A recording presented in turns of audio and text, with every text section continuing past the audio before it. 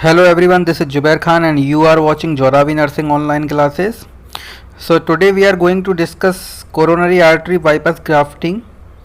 So before starting the video, please subscribe my channel if you have not subscribed or you are new on my channel, and please like this video and share to others. So the coronary artery bypass grafting. So what is coronary artery bypass grafting? Why we are doing this? The occluded coronary arteries are bypassed with the client's own venous or arterial blood vessels. So what will happen in this CABG? There will be, like coronary artery, it will be occluded. Some plaque formation will be there or it will be stenosed. So for that what we do? We will graft its own vein or arterial blood vessels. Okay, so this is the CABG, coronary artery bypass grafting. In this, how we do? So in this, the saphenous vein. So here saphenous vein or internal memory artery or other arteries may be used. So mostly we use great saphenous vein or internal memory artery. Okay. The coronary artery bypass grafting is performed when the client does not respond to the medical management. If client is not responding the medical management, then we will go for surgical management, that is CABG. Okay, so in this the important here point is we use great saphenous vein or internal memory arteries. The minimal invasive direct coronary artery bypass MIDCAB mid cap. So mid cap may be an option for some clients who have a lesion in the LAD. Okay, left ascending artery, left anterior descending artery. So in LAD, so in that external incision is not required, usually 2 inch or 5 centimeter. Left thoracotomy incision is done and cardiopulmonary bypass is not required in this procedure. So in this procedure what we do a small incision, that is usually 2 inches or 5 centimeter, left thoracotomy, left side of chest. So in this left thoracotomy we do, and cardiopulmonary bypass is not required in this procedure. In what procedure? Mid cap. Okay, so why we do this mid cap? When lesion is there in left anterior descending artery in LAD. Okay, so if any procedure is there, so preoperative intervention. So what are the preoperative interventions in there? So what we do, familiarize the client and family with the cardiac surgical care units. So we have to tell about the CCU and all, and what we are going to do, what is the surgery name and all, and what we have to, everything preoperative we need to teach. So here one more important point is there, inform the client, expect a external incision will be there. External incision we will do, possible arm or leg incisions, 1 or 2 chest tubes, Foley catheter and several IV fluids catheter. So we need to teach the client about this incision and all, and what are the catheter will be inserted, Foley catheter, Rice tube and all, this everything we need to teach, and chest tube also. Okay, so we want to familiar the client with that tubes. Okay, so we need to remove the anxiety about these tubes and surgical procedures, and post-operatively what things are going to be done in the patient. So this everything we need to change in the preoperative time. Inform the client that an endotracheal tube will be placed for a short period of time. So this is also important here. So we need to teach the client endotracheal tube also will be placed for a short period of time, and client will not be able to speak. Okay, advise the client that he or she will be on mechanical ventilation. So he will be or she will be on mechanical ventilation, and to the breathe with ventilator, not fight it. Okay, so he or she will be on mechanical ventilator. So this we need to teach the client. Instruct the client that post-operative pain is expected. Post-operative pain is expected. So we need to teach the client post-operative period. In post-operative period there will be pain, so it is expected finding. So pain medication will be available. So pain medication we will provide. Instruct the client how how to splint the chest incision, cough and deep breathe, use the incentive spirometry and perform an arm and leg exercise. So this we need to instruct the client how he has to use the splint when he is coughing and all. So how he has to cough, deep breathing, how he has to deep breathe exercise he has to do in spirometry. This everything we need to teach in the pre-operative period. Encourage the client and family to discuss the anxieties. So anxiety, we need to remove the anxiety if we are related to surgery. Note the prescribed medication may be discontinued pre-operatively. So some medication should be discontinued pre-operatively. Usually what the medication we use to discontinue? So here some medication, that is diuretics. So diuretics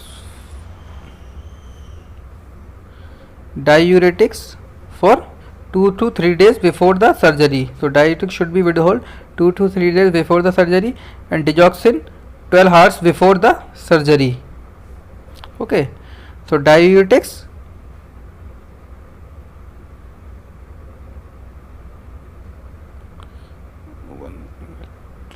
So diuretics 2 to 3 days before the surgery, and digoxin 12 hours before the surgery, and aspirin and anticoagulants 1 week before the surgery.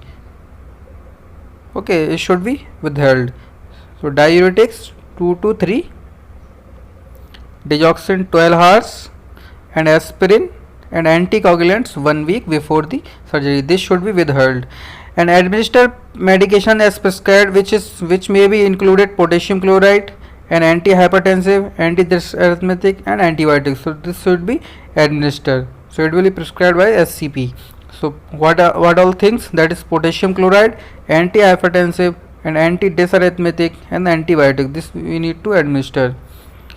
Cardiac and surgical unit post-operative intervention. So what are the post-operative intervention? So mechanical ventilation is maintained for 6 to 24 hours is as prescribed. So at least 6 hours, 6 to 24 hours mechanical ventilation will be maintained. The heart rate and rhythm, pulmonary arterial pressure, urine output and neurological status should be monitored closely at the post-operative time. So this is the cardinal signs, this we need to monitor. Mediastinal and pleural chest tube to be water seal drainage system with prescribed suction are present.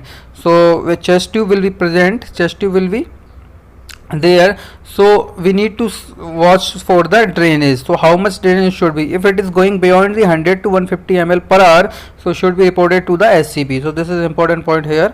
If it is going beyond the 150 ml per hour, so it should be reported to the SCP. Epicardial placing. So epicardial placing wire are covered with the sterile caps and connected to a temporary pacemaker generator. All equipment as used must be properly grounded to the prevent microshock. So preventing for microshock, epicardial placing will be there. That wire will be covered with the sterile cap and connected to a temporary pacemaker generator. Okay, to prevent the microshock. Fluid and electrolyte balance, this is important. Fluid and electrolyte balance is monitored closely. Fluids are usually restricted 1500 to 2000 ml because the client usually has edema. Okay, so it should be restricted. So after this surgery it should be restricted. Why? Because client is usually will be having the edema, so it should be restricted. What? Fluid and electrolytes. Blood pressure, this is very important here. Blood pressure is monitored after the CABG or after any cardiac surgery. Blood pressure is very important. So it is monitored closely because hypotension may occur. So hypotension can cause the collapse of venous graft. So if hypotension is there, so it will collapse the venous graft, and if hypertension can cause the increased pressure promoting leakage from the suture line and causing bleeding. So here two things are there. If hypotension is there, so it will collapse that venous graft, it will collapse. If hypertension is there, the pressure will be increased at the suture line, so it will cause the bleeding. So these things, that's why we need to monitor the blood pressure. Coming to temperature, temperature is monitor and removing the procedures are initiated using warm or thermal blankets. So we need to monitor the temperature. If temperature drops, if temperature is 96.8 degree Fahrenheit, so what we need to do, rewarm the client not no faster than 1.8 degree per hour to prevent the shivering. So we need to rewarm the patient. Okay, so we can use the thermal blanket also. Okay, and discontinue the rewarming procedure when temperature approaches to 37 degrees Celsius on normal temperature 98.6 degree Fahrenheit. If it is dropping below the 96.8 degree Fahrenheit, so we need to rewarm the patient. Okay, so this is the main thing.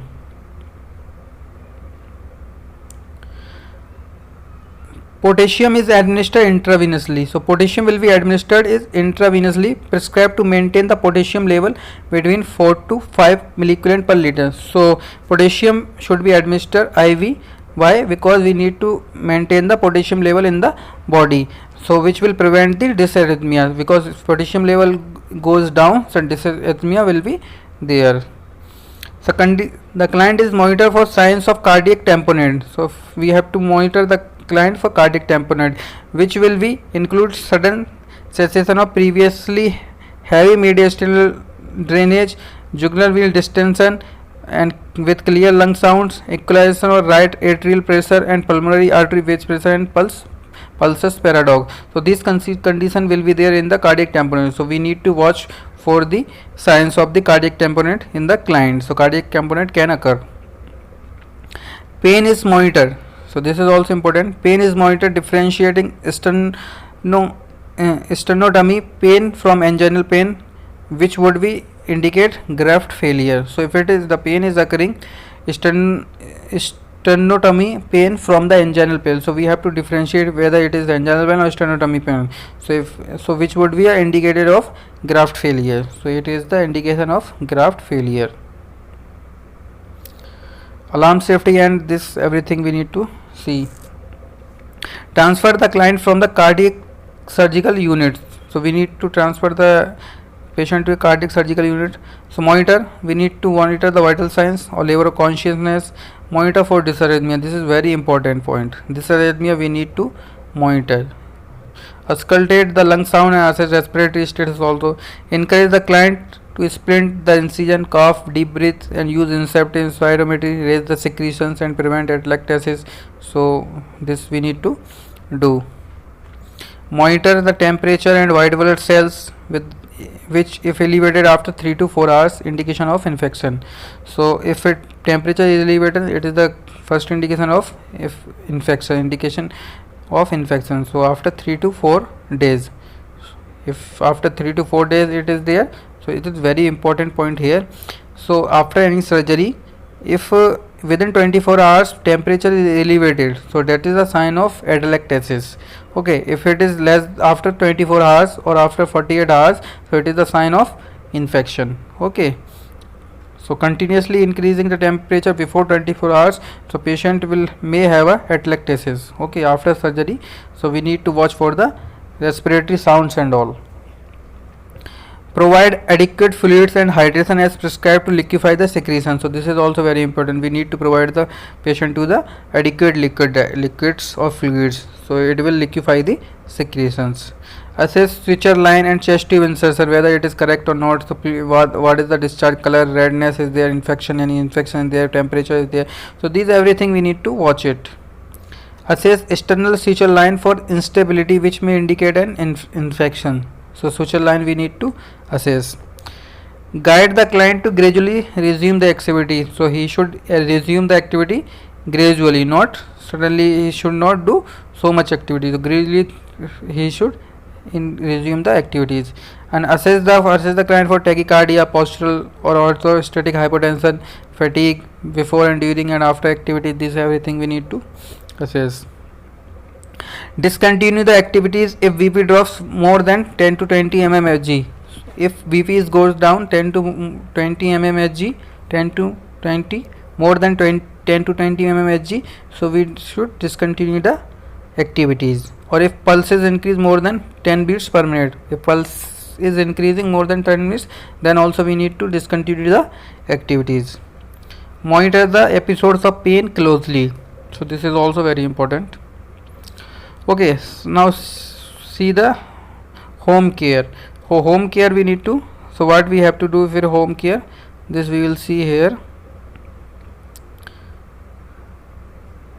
So in home care, progressive return to the activities at home, so it will be progress slowly, limiting the pushing and pulling activities. So pushing and pulling activity at least for 6 weeks following discharge, it should be limiting. And maintenance of incisional care and recording the signs of redness, swelling and drainage. So this is the, we need to see the any redness is there, swelling is there, drainage is there, what is the color of drainage and all. Sternotomy incision heals about 6 to 8 weeks. So this is very important, it will heal, it is about the 6 to 8 weeks.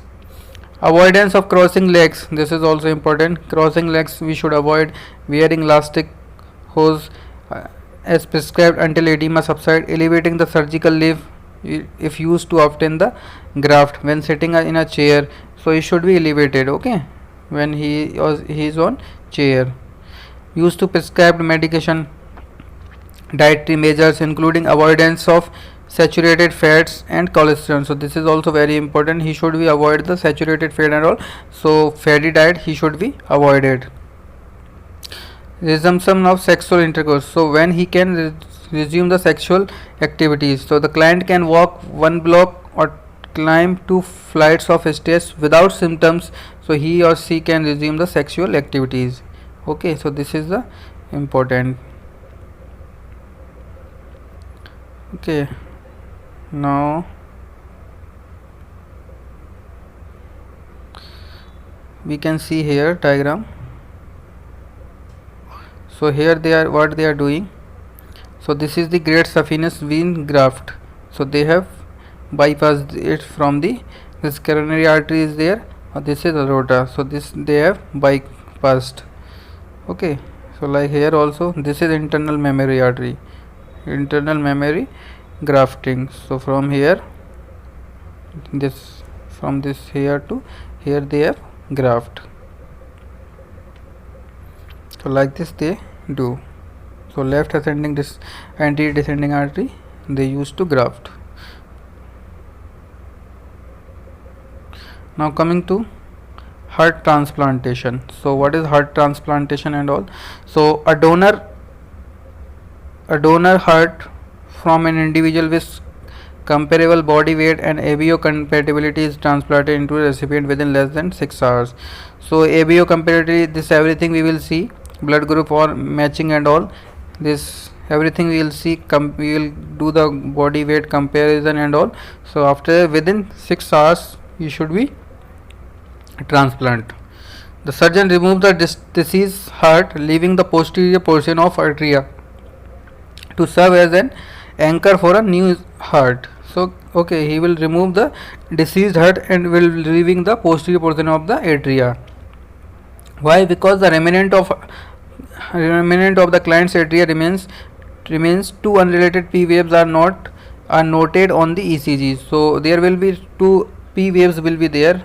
So it will be related with the heart block also, it can be. So it should be remnant there. So surgeon will not remove the posterior portion of the atria.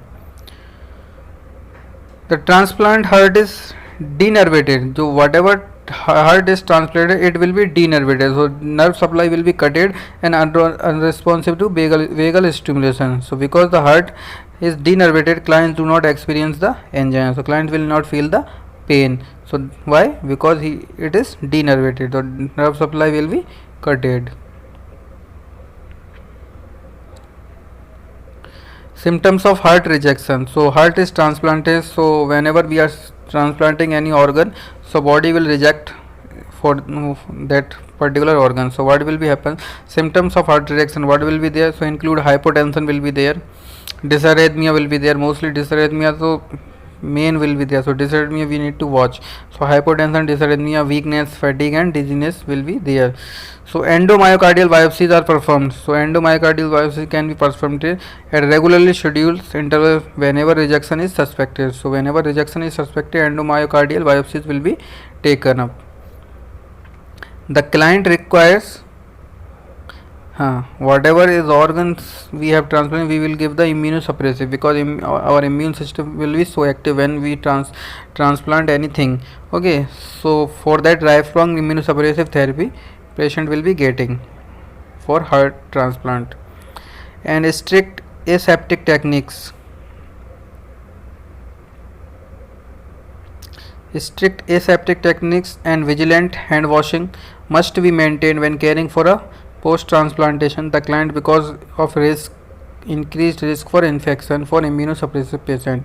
So patient will be immunosuppressed, so for that, because he is getting the immunosuppressive medication, so immunosuppression will be there, so patient is getting patient will be more risk for getting infection. So he should, so strict aseptic techniques should be used. Okay, proper hand washing and all this, everything should be used. The next point is the heart approximate 100 beats per minute responds to slowly exercise or stress with regard to increasing heart. So normally it's approximately 100 beats per minute, but if clients do exercise or he will be on stress, so it will increase the heart rate and contractility of heart and cardiac output. Okay, so this we need to watch it. So for today's topic it was the things. So in next video we will start the cardiac dysarrhythmias. Okay, so in this video this much only. So please subscribe my channel if you have not subscribed, and go through all about it whatever we have discussed, and see my other videos also, and like it and share to others also, so others can also be benefited with this video. So I have given so many important points there, whatever I have marked, that is very important lines. So again and again you watch this video. Thank you all of you. Thank you. We'll meet in next video with that new topic. This is cardiac dysarrhythmias. Thank you all of you. Thank you. Bye.